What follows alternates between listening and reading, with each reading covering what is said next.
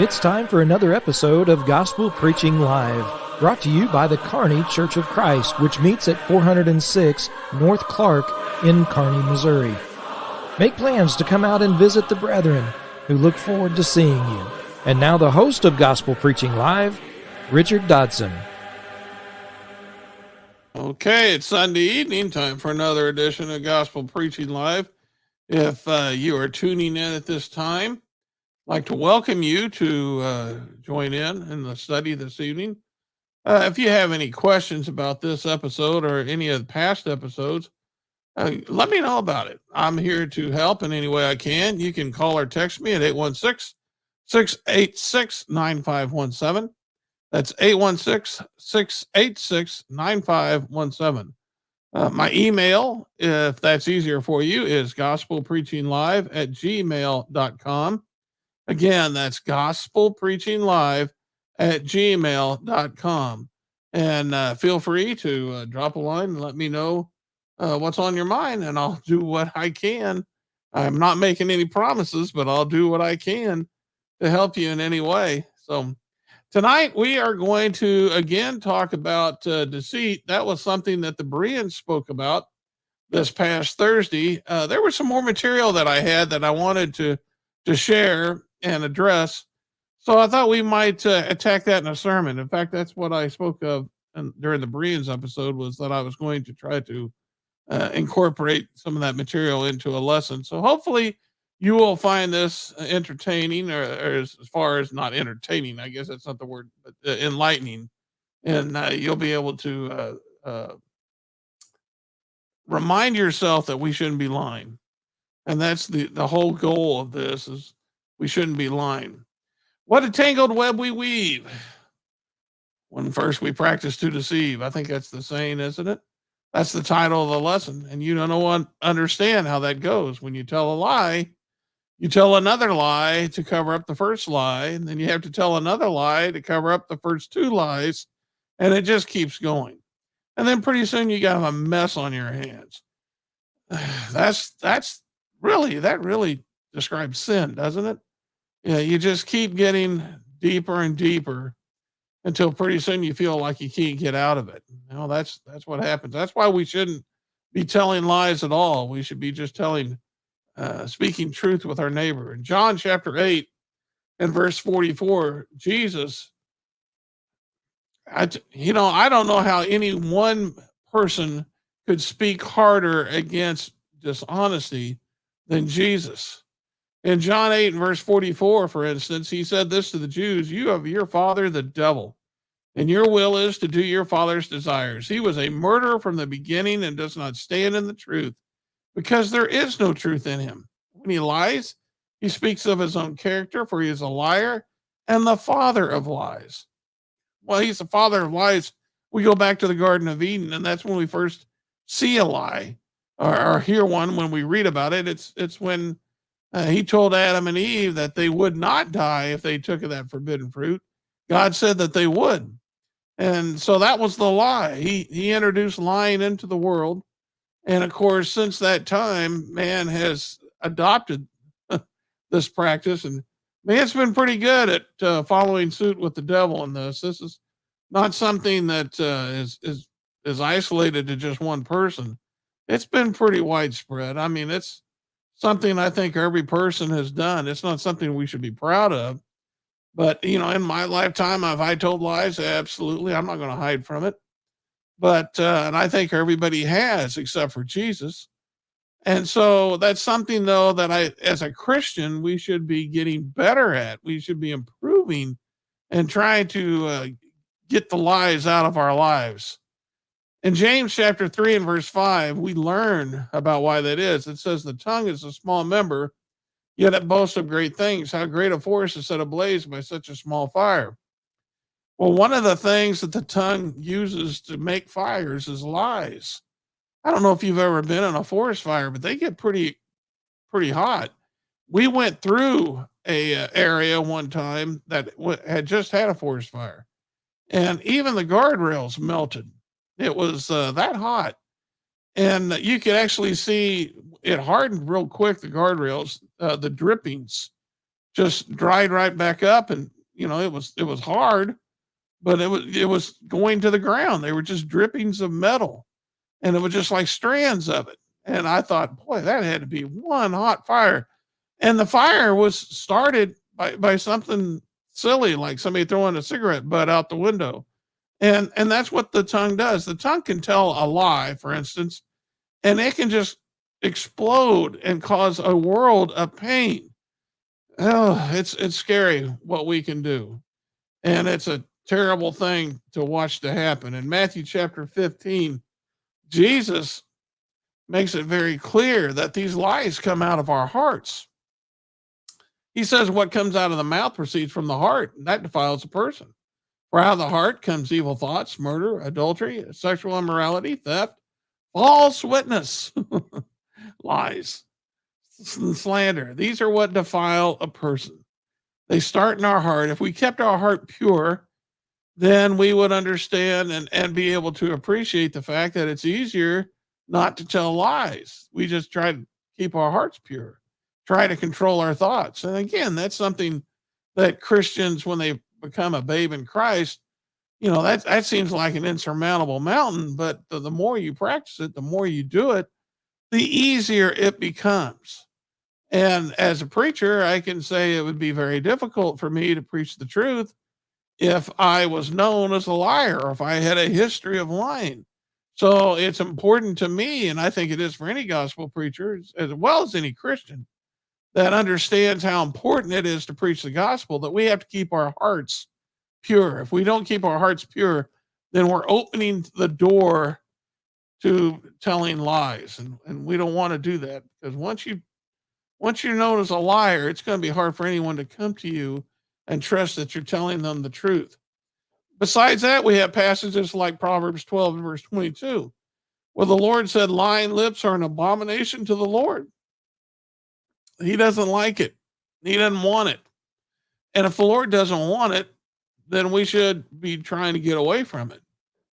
That's just common sense, isn't it? The Lord doesn't like it. Well, let's offer him something he does like. And that's truth. He doesn't like lies. He likes truth. So let's give him that. In Ephesians chapter 4 and verse 25, we see that the Christian is to put away falsehood.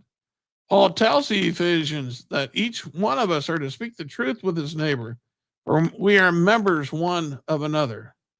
So we need to be truth speakers. And again, the only way we can do that is to respect the fact that the Lord doesn't like it and to make sure our hearts are pure. That means we have to control our thoughts. We got to be careful about what we take in, what we start thinking about. And when we start thinking about evil thoughts, we got to get rid of that because it can lead to some bad things. And again, we're going to look at tonight some examples of all this that show how bad it can get. Things that happen to good people. In the Old Testament, they were known as, like David, for instance, was known as the man after God's own heart. But oh, what a fire did he create. So we have to be very careful about guarding our hearts so that we can keep ourselves from telling lies. Now, as we spoke of on Berean spirits, there are man has come up with different names for lies. Now, I want to make this very clear. The names and the definitions that go with these lies are man-made. They're not God-made.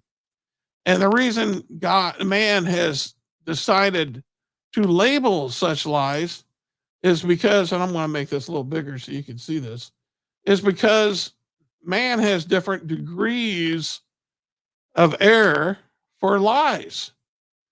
Some lies are not as bad as other lies.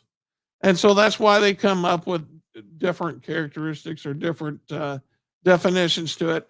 But now I want to say right up front, we're going to look at these though, because I want to go through these to show you that no matter what we can find examples of these in the Bible, but they're still bad. They're still wrong. God doesn't approve of it. They're still considered an abomination to the Lord, no matter what you call it. So we have to be careful that we don't get caught up in how man sees things, but that we know that God, he sees two standards. There's either truth or it's a lie. It's just one or the other. Now, you can call it whatever you want to, that lie you're going to tell, but that doesn't make it any better with the Lord. Okay, so the first one, and there's quite a number, and we're going to have to hurriedly go through these to make it through our allotted time here, but uh, I try to get this done in about 30 minutes. That way, it's also, I try to use these on the radio show. And if I can't get it done in 30 minutes, I can't put it on the radio show because that's all the radio station will give me is 30 minutes. But bold, bare, or bald-faced lie, you may have heard of those. Bare and bald-faced lie, it comes from the fact that a man has a clean shaven face, and so his face is made clear. Everyone can see it. And so that's what we're talking about. It's a lie that's obvious, it's uncovered. An example of this is a young boy with chocolate all over the outside of his mouth denies having any chocolate cake. That doesn't have to be a young boy. That could be me.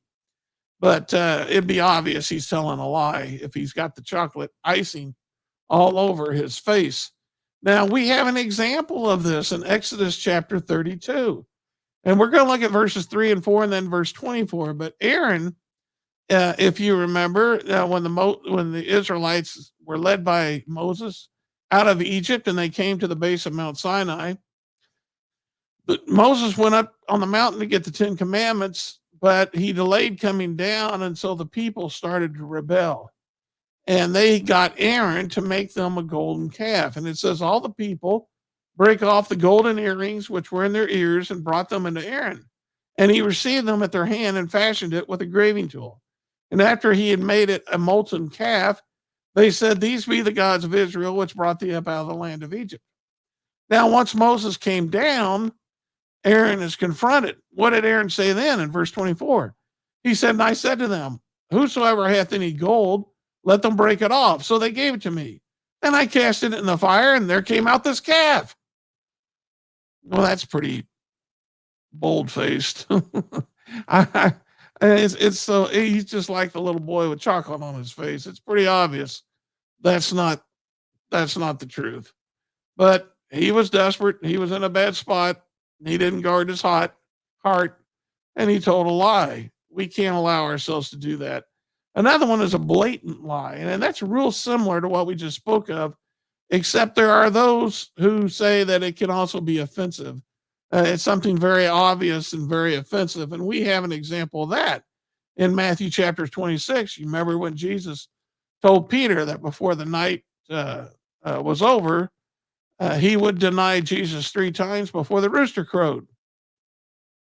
Well, in this case, in Matthew 26, verse 73 through 74, the rooster's already crowed twice. I'm sorry. Peter has already denied Jesus twice, and now we're going to see the third one. And it said, after a while, there came unto him that they stood by and said to Peter, surely thou art one of them, for thy speech bewrayeth thee. And he began to curse and to swear, saying, I know not the man. And immediately the cock crew. That would be an example of a blatant lie. It was offensive. Of course, he was doing it for effect to try to make people not to look upon him as a follower of Jesus.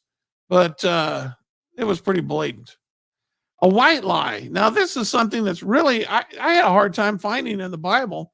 This is one of those innocent lies that can even be called a good lie by many. A white lie is when someone tells another person a lie that is harmless. This is typically done to protect someone's feelings. For example, telling your mom the dinner she cooked tastes great when it really doesn't. Well, there's such a thing as tact. You can be honest with somebody and be tactful. It's better than that than for someone to keep making dinner that tastes horrible. And you may take some thought on how to communicate this, but they can't make any improvements in this way. And I think about this as, let's say that wasn't dinner she cooked. Let's say that she was a preacher and she preached error. Now, do you want them to keep preaching that error? Or do you want to pull them aside as Aquila and Priscilla did with Apollos and expound the way of the Lord more completely? That's what you want them to do. You want them to be able to make improvements. And so we have to understand the scriptures speak against this anyway. So Luke 16:10, one who is faithful in a very little is also faithful in much, and one who is dishonest in very little is also dishonest in much. So if you're telling white lies, you're telling big lies too. Absolutely, that's what the Bible teaches. In First Thessalonians chapter 5 and verse 14, getting along with the example that I used with Aquila and Priscilla, he says, now we exhort you, brethren, warn them that are unruly.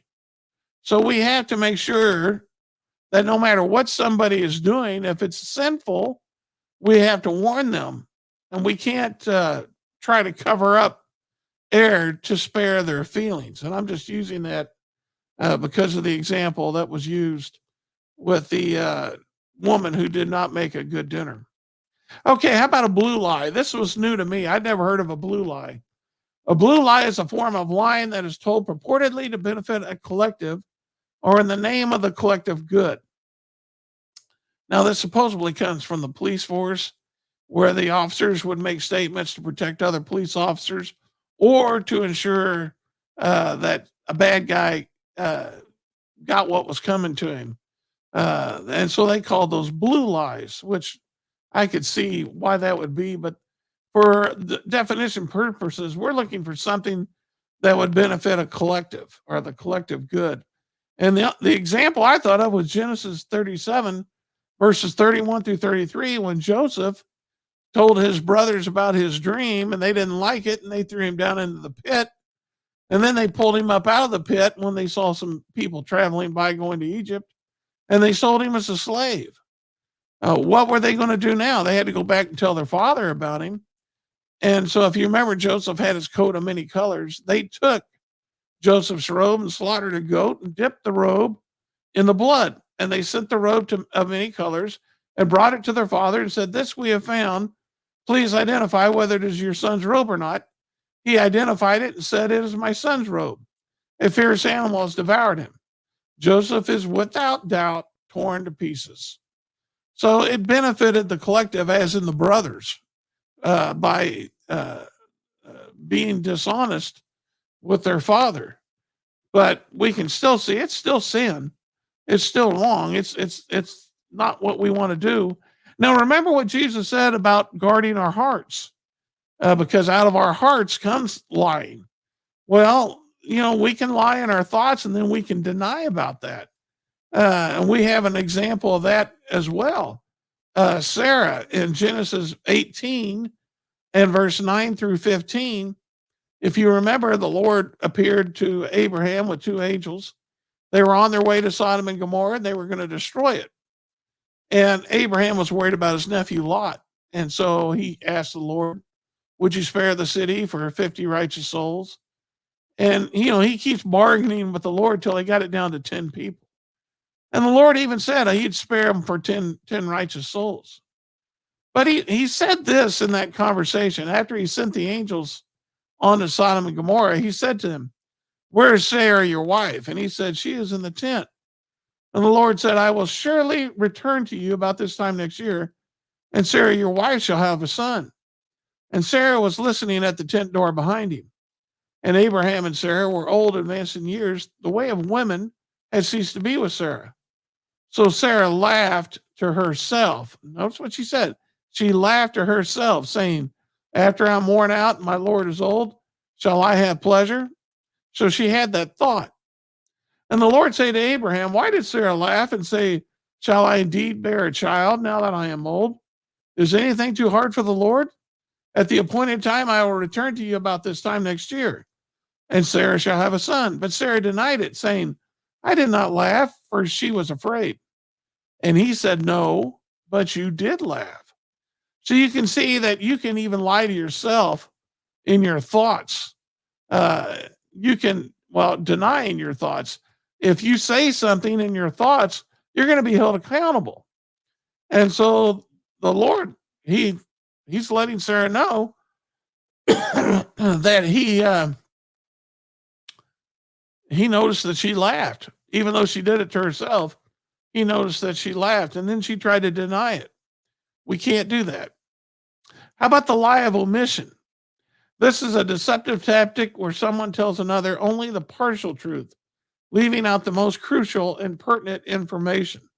And of course, we have examples of Abraham going down into Egypt and also going into Gerar, I think's how you pronounce it. And in both instances, he tells everybody that Sarah is his sister. And in both instances, the king, because Sarah is so beautiful, takes Sarah for his own wife. But in this verse, in verse 2 and 3, it says, God came to Abimelech in a dream and said to him, behold, you are a dead man, because the woman whom you have taken, she is a man's wife. Well, why did Abraham tell him and tell others that it was his sister? He explains it in verse 12. Besides, she is indeed my sister, the daughter of my father, though not the daughter of my mother, and she became my wife. So you can see he didn't tell the whole truth. In both instances, he told a half truth, trying to benefit himself. He made the sin of omission, and we got to be careful about that. We can mislead people by omitting something that can be very important. Exaggeration. That's something my brother-in-law does when we go fishing. That's a joke. When someone exaggerates, it's usually based on some truth. However, the truth is built up with lies to make the information or story seem outrageous and or ridiculous. Now, we have an example of this in Numbers 13 and verse 30 through 33. When they came to the promised land, Moses sent 12 spies into the promised land to check it out. And they came back with their report. Only Joshua and Caleb said, let's go. We got to occupy this. And the other 10 were like, no. We don't think we can beat these people. So let's just go ahead and read the passage. It says, Caleb quieted the people before Moses, said, let us go up at once and occupy it, for we are well able to overcome it. And then the men who had gone up with him said, we are not able to go up against the people, for they are stronger than we are. So they brought up to the people of Israel bad report of the land that they'd spied out, saying the land, though which we have gone to spy out, is the land that devours its inhabitants. And all the people that we saw in it are great height. And there we saw the Nephilim, the sons of Anak, who come from Nephilim, and we seemed to ourselves like grasshoppers, and so we seemed to them. Well, there were giants there. I mean, we know the story of David and Goliath, but grasshoppers, I don't think so. That's an exaggeration. And because they exaggerated, the people believed them, and they didn't obey the Lord and going up to try to occupy the promised land. And that led to the Lord being upset with them, and they had to wander in the wilderness till everyone 20 years old and upward had died except for Joshua and Caleb. Joshua and Caleb were allowed to go in the promised land, but nobody else who was 20 years old and upward. So we can see then that exaggeration can be a form of lying. And again, it can create that forest fire that we spoke of earlier. Fraud is something people do. You hear people cheating on their taxes, or selling something in a deceptive way. They're committing fraud. It is an intentionally deceptive action designed to provide the perpetrator with an unlawful gain or deny a right to a victim. Now, Simon the sorcerer in Acts chapter 8, verse 9 through 11, he's a good example of this. He was a sorcerer. He practiced magic in the city and amazed the people of Samaria, saying that he himself was somebody great, even though he wasn't. And they all paid attention to him, from the least to the greatest, saying, this man is the power of God that is called great. And they paid attention to him because for a long time he had amazed them with his magic. Simon was a con man.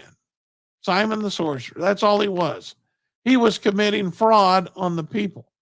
Now, of course, even he understood that the apostles, the miracles they did were truly miracles.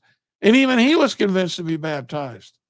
But before that came, yes, he was committing fraud, and that's a form of lying. And we can't allow ourselves to be caught up in that. So we need to deal honestly with all men in our business dealings, making sure we're not being misleading or anything and causing ourselves to be guilty of fraud. Have you ever heard of a black lie?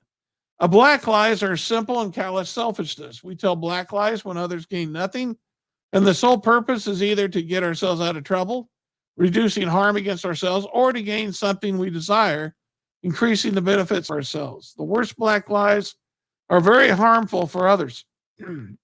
What better example than David with Uriah the Hittite? David had seen Bathsheba taking a bath, and he was caught up with her beauty. He was walking on his balcony in the evening, and he looked down and saw her. And of course, he had her come to the palace, and they committed adultery. And then she let him know that she was pregnant. And it says the woman conceived. She sent and told David, I am pregnant. And David sent word to Joab, send me Uriah the Hittite. And Joab sent Uriah to David. When Uriah came to him, David asked Joab how Joab was doing and how the people were doing and how the war was going. Then David said to Uriah, go down to your house and wash your feet. And Uriah went out of the king's house, and there followed him a present form of the king. There followed him a present from the king. But Uriah slept at the door of the king's house with all the servants of his lord and did not go down to his house. And the reason he didn't want to do that is because he didn't think it was right for him to enjoy the pleasures of home when his fellow soldiers were out, giving their lives in battle. So from that point, David's trying to hide the pregnancy. He figured if Uriah would go into his wife and would be with her, then when the baby is born, Uriah would think it was his. So the next step was to get Uriah drunk, and then he would go into his house. But that didn't work either. And so the next lie was murder. He sent him back to the front lines with orders to the king or to the commander to put Uriah at the hottest part of the battle and then draw back so that Uriah would be killed. And that's what happened. And of course, Nathan the prophet came into David, and he let him know that the Lord knew he'd killed a man. Why? Well, because he told a black lie. That's exactly what he was doing. Can't do that either. Self-serving lies. That's something where a self-serving lie are the ones people tell to make themselves look better, to spare themselves from embarrassment, punishment, or blame, or from getting their feelings hurt. Matthew chapter 6 and verse 5. Jesus said this about the Pharisees and the rulers of Israel when they pray. He says, when you pray, you must not be like the hypocrites, for they love to stand and pray in the synagogues and at the street corners, that they may be seen by others. Truly, I say to you, they have received their reward. So when we pray, and we're praying not so that our hearts will be sincere toward the Lord, but we're praying so that we can be seen by others and others may praise us. That's a self-serving lie. We're being deceptive. We're trying to make other people think that we are sincere servants of the Lord when all we want is for people to see us and to take note of us. We can't do that either. That's wrong. Okay, these are just a few of the different lies that man has labeled. And I think we've shown the Bible has examples of these and that they're wrong. And there's countless more that we can go through the Bible. I tell you what, if you ever do a study on this, it really tells you how bad man is, because there's a lot of lies in the Bible. We are a lying people, and it would do us well to listen to what the Lord says about speaking truth. Now, I want to end with something that someone actually wrote into Berean Spirits about. And this is about something called a righteous lie. Now, he didn't call it that, but that's what it leads to. It's a lie told to protect others from evil. Let's say that you're in Nazi Germany back in World War II, and you're hiding some people in your house from the Germans. And you know that if the Nazis find them, they're going to kill them. So when they come to the door and they say, hey, have you seen these people? And you say, no, I haven't seen them. And they think that's a righteous lie and that the Bible okays that. Well, now this is something you need to study, because it's really easy to look at these examples they give and say to yourself, yeah, there is such thing as a righteous lie. I don't know if I can say that because the Lord tells us to speak truth. One example they use, and we'll go through these hurriedly. One example that they use is Rahab the harlot. When you think about Rahab the harlot, someone would say that she was not condemned or she was commended for lying. But if you go to the scriptures, yes, she did lie when asked about where the men were. She did lie.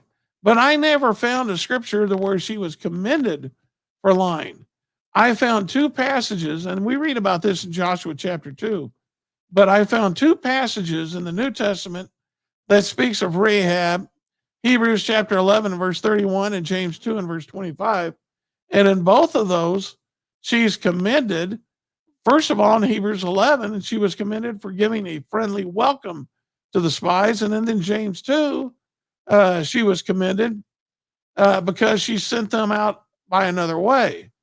But I don't see anywhere in any passage that she is commended for saying a lie. Did she lie? Yes. Was she chastised for it? I don't see anything about that. Was she commended for lying? I don't see any evidence of that either. I'm just bringing this point up so that you know. Another example that they use is the midwives that we read about in Egypt before Moses, or when Moses was born. Exodus chapter 1, the king had told the Hebrew midwives that when they were helping the Israelites have their children, that if it's a son, they should kill it. But the scripture says the midwives feared God and did not as the king commanded, but saved the men children alive. And when the king came and asked them about it, and said, "Why'd you do this?"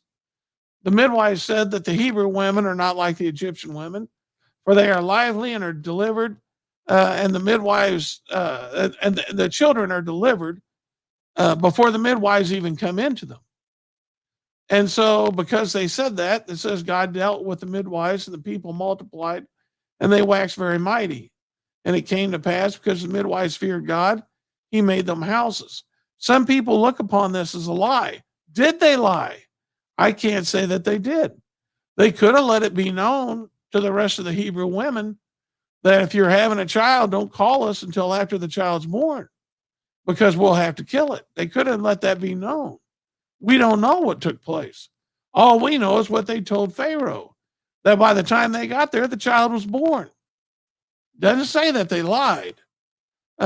So I think it's, again, to use this as an example of justification for a righteous lie, I don't think I can go there. And then Elisha is a good example. Hebrew in 2 Kings chapter 8 and verse 9 and 10, Hazael came to Elisha. He was sent there by Ben-Hadad, king of Syria, who was sick, and he wanted to know if he was going to get better. So Hazael came to Elijah, and Elisha said to him, "You go tell him you shall certainly recover." He says, "But the Lord has shown me that he shall certainly die." Now, does that mean he lied? Some people may say that he did lie. I'm not so sure about that either, because in 2 Kings 8, 14 and 15, when Hazael departed from Elijah, he came to his master and said to him, "Why did Elisha say to you? What did Elisha say to you?" He answered, "He told me that you would certainly recover." But the next day he took the bedcloth and dipped it in water and spread it over his face till he died, and Hazael became king in his place. Now, if you read the whole passage, to me, for my understanding, is that Elijah knew Hazael was wicked and that he would be king. And I believe Elijah knew he was going to kill him, that he was going to kill Ben-Hadad. However, would Ben-Hadad, if he had not been killed, would he have been recovered from his sickness? I believe Elijah told the truth, that he would recover. And I think Hazael believed that too. Or else, why did he kill him the very next day? If he thought that when Elisha said that he would certainly die, if he thought that meant that he was going to die from his illness, then why would he kill him the very next day? That makes no sense at all. So you can see then all three of these passages that some people use to justify a righteous lie, is not really righteous, especially when you consider 1 Peter 3 and verse 10.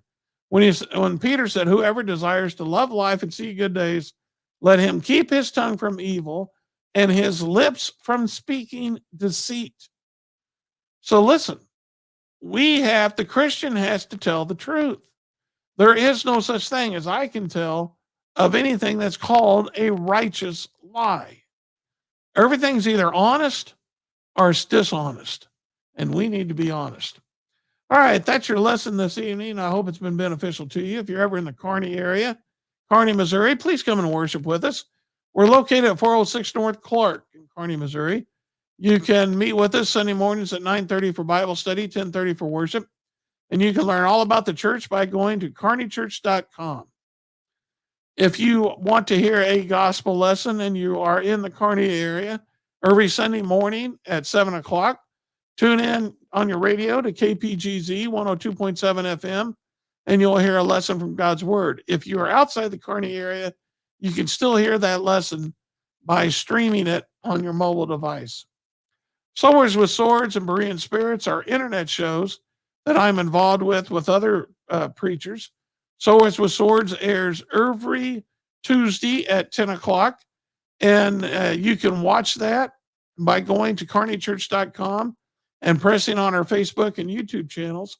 Berean Spirits airs every Thursday at 10 o'clock, and again, you can go to kearneychurch.com, press on the Facebook or YouTube page, or you can go to the Berean Spirits YouTube page. There's a link there as well. And you can watch it live, or you can see past episodes, whichever one you so desire. Okay, that's all I have for you this evening. I hope it's been beneficial to you. Please tune in again this Thursday at 7 p.m., and we will try to, again, go have another lesson from God's holy word. Until then, remember, this is the day the Lord has given. Let's rejoice in it and be glad. This has been Gospel Preaching Live. Join us each week as truth is taught, faith is examined, and beliefs are challenged. Be sure and hit the like button so you can be notified of future episodes.